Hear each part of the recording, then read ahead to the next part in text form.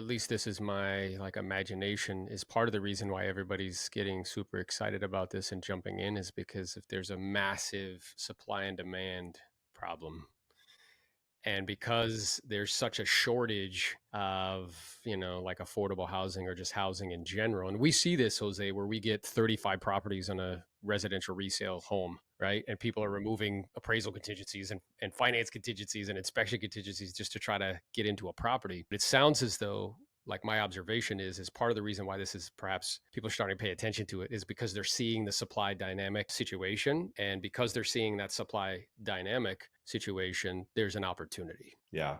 And you know what's really interesting to your point, what has made the situation of supply and demand even worse is, when COVID happened, and this is something that it's a double-edged sword, and I hadn't thought about it this way until I was actually listening to, I think it was a Bigger Pockets podcast, and he brought up a point that I'd never thought about, and it's actually pretty cool how it all worked out. So yes, there's a supply and demand issue. COVID happened. So what do? They, of course, reduce the amount of staff that they have at the counties. And so they got a skeleton crew working it.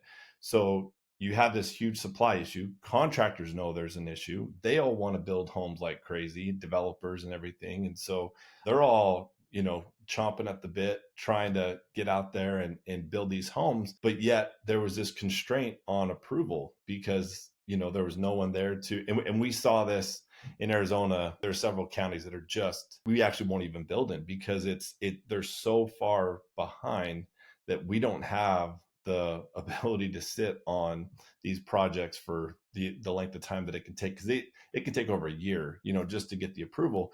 So yes, it's frustrating because obviously they're not able to move forward and build all these homes, but it has actually had a revert. It's actually been, I think, helpful overall to the economy to not allow us to do what happened in 2005 and 2000, really 2004 to 6, where really they just rubber stamped every single thing that came across their desk, and they just let builders go gangbusters. And so they built a ton of homes, oversaturated the market, way overshot it to the point where obviously, the Big Short, right? Then all of a sudden, all these homes were just sitting there. There weren't enough bodies that could qualify to purchase these homes. And so, it's actually funny enough, and it frustrates us, trust me, to no end if we're not able to get our projects moving forward.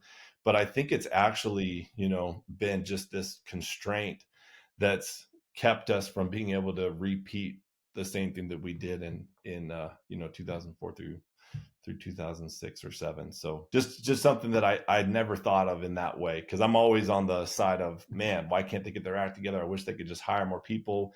There's all these people that need homes and we need to build it for them. But there is a flip side to it. So Yeah, that's typically the way I look at it sometimes. Because in California, BJ, they're putting all kinds of rent control in all the cities, and that's in my opinion, it's not a eh, the problem is supply and demand. The more supply there is, the lower the rents will be because landlords would have to be more competitive. So I look at that like if they approve things faster, there wouldn't be that much of a housing shortage.